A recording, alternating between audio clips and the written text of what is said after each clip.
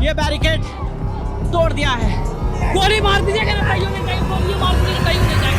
बेहोश होने से बच गया भैया। जितना पानी नहीं है उतना स्टूडेंट का पसीना आ गया शरीर पे। हम लोग पाकिस्तानी नहीं है कि आप कांटा वाले तार लगा दे रहे हैं। सब बिजनेस करेगा तो यूनिवर्सिटियाँ बंद करवा दो। 5 इयर्स की मेहनत यूं ही रायगढ़ चली गई। 3 साल का ग्रेजुएशन 5-5 साल में हो रहा है। सरकार गुंडा वाला काम कर रही है। मुझे भी आवाज उठानी चाहिए for my future and for दीदीज एंड रियाज फ्यूचर।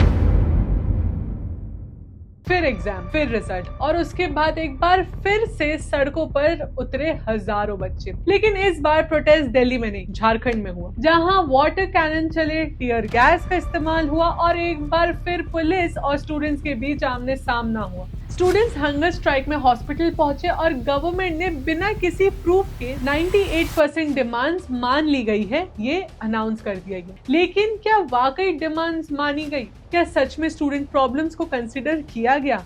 और अगर 98% डिमांड्स मानी गई तो आज स्टूडेंट्स अब भी सड़क पर क्यों हैं? आखिर क्यों आज झारखंड के स्टूडेंट्स को सिस्टम पर भरोसा ही नहीं है? इन सारे सवालों के जवाब तो आपको मिल जाएंगे, लेकिन इससे बड़ा एक और सवाल है कि आखिर क्यों दिल्ली प्रोटेस्ट और झारखंड प्रोटेस्ट को दो अलग अलग नजरों से देखा गया। दिल्ली के प्रोटेस्ट को पूरे देश ने देखा, डिस्कस किया और सपोर्ट भी किया। दिल्ली के बाद अब झारखंड में कौन सड़क पर है? स्टूडेंट्स, एस्पिरेंट्स और वो यूथ जो अपने फ्यूचर के लिए सवाल पूछ रहा है। दिल्ली का जंतर मंतर हो या झारखंड का Jaipal Singh Munda stadium, demand fundamentally same है, क्लैरिटी, ट्रांसपेरेंसी और अकाउंटेबिलिटी।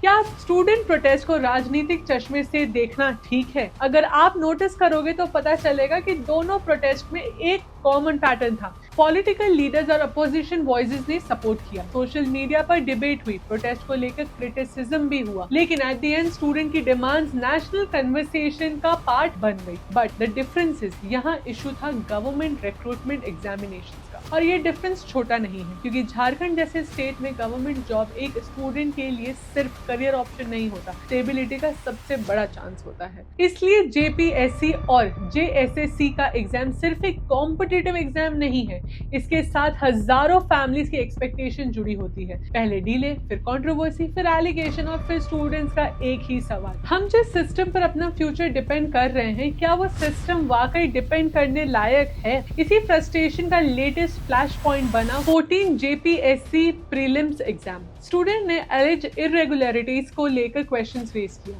लेकिन यहाँ एक इम्पॉर्टेंट डिस्टिंक्शन है। पेपर लीक, ओएमआर मैनिपुलेशन या सिस्टमैटिक करप्शन के एलिगेशंस को प्रूवन फैक्ट नहीं कहा जा सकता है। ये प्रोटेस्ट के एलिगेशंस हैं और इसीलिए स्टूडेंट इन्वेस्टिगेशन की डिमांड कर रहे हैं। उनका कहना है अगर एलिगेशंस गलत है तो इन्वेस्टिगेशन क्लियर कर देगी, और अगर एलिगेशन सही है तो रिस्पॉन्सिबिलिटी फिक्स होनी चाहिए। लेकिन प्रोटेस्ट यही नहीं रुका। अराउंड 25 जुलाई के बाद रांची में स्टूडेंट्स का मोबिलाइजेशन बढ़ने लगा। जयपाल सिंह मुंडा स्टेडियम प्रोटेस्ट का मेजर सेंटर बना और धीरे धीरे ये सिर्फ स्टूडेंट्स का गैदरिंग नहीं रहा, क्राउड बढ़ा, अटेंशन बढ़ा और फिर पॉलिटिक्स भी इस इशू के आसपास दिखने लगी। लेकिन यहाँ एक इम्पोर्टेंट बात समझना जरूरी है, किसी प्रोटेस्ट को पॉलिटिकल सपोर्ट मिलना और प्रोटेस्ट का पॉलिटिकल होना दोनों सेम चीज नहीं है। दिल्ली में भी सपोर्टर्स आए थे, झारखंड में भी पॉलिटिकल वॉइसेस आई हैं। सोचिए, एक तरफ स्टूडेंट्स प्रोटेस्ट कर रहे हैं, दूसरी तरफ हंगर स्ट्राइक हेल्थ इमरजेंसी बन रही है और तीसरी तरफ गवर्नमेंट कह रही है हम डिमांड एड्रेस कर रहे हैं। तो फिर अग्रीमेंट कहाँ टूट रहा है?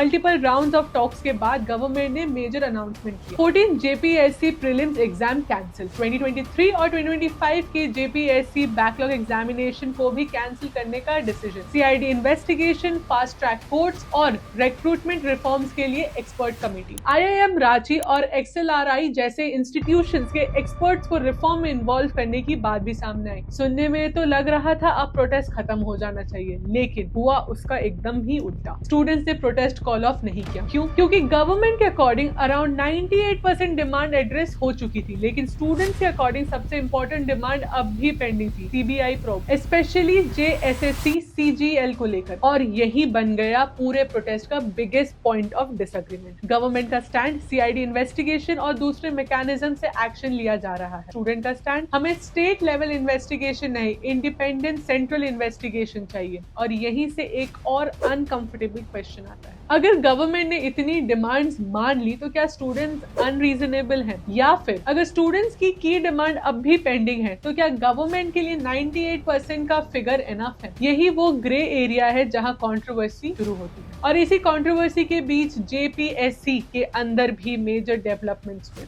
चेयरमैन एल ख्यांगटे ने रिजाइन किया और उसके बाद रिमेनिंग मेंबर्स अजीता भट्टाचार्य, अनिमा हंसदा और जमाल अहमद ने भी रिजाइन किया। गवर्नर संतोष कुमार गंगवार ने इन रेजिग्नेशंस को एक्सेप्ट भी कर लिया और फॉर्मर मेंबर को सीआईडी क्वेश्चनिंग के लिए समन किए जाने की रिपोर्ट्स भी सामने आई। यानी अब सवाल सिर्फ स्टूडेंट्स के प्रोटेस्ट का नहीं था, सवाल कमीशन की क्रेडिबिलिटी का भी था। और फिर 10 अगस्त स्टूडेंट ने विधानसभा मार्च का कॉल दिया। एडमिनिस्ट्रेशन ने सिक्योरिटी बढ़ा दी, बैरिकेडिंग हुई, रेस्ट्रिक्शंस लगाई गई, लेकिन स्टूडेंट्स पीछे हटने को रेडी ही नहीं थे। सिचुएशन टेंस हुई और फिर वाटर कैनन, टीयर गैस, लाठी चार्ज की रिपोर्ट्स, पुलिस और प्रोटेस्टर्स के बीच कन्फ्रंटेशन, क्लैशेस और स्टोन पेल्टिंग की रिपोर्ट और कई लोगों के इंजर्ड होने की रिपोर्ट। और इसी दिन देवेंद्र नाथ महतो की हेल्थ डिटोरिएट होने के बाद उन्हें सदर हॉस्पिटल ले जाना पड़ा। अब यहाँ एक बार दिल्ली को याद किया जाए, वहाँ भी सवाल था स्टूडेंट की आवाज को कैसे देखा जाए। झारखंड में भी सवाल वही है, क्या स्टूडेंट प्रोटेस्ट को सिर्फ क्योस समझकर डिसमिस कर दिया जाए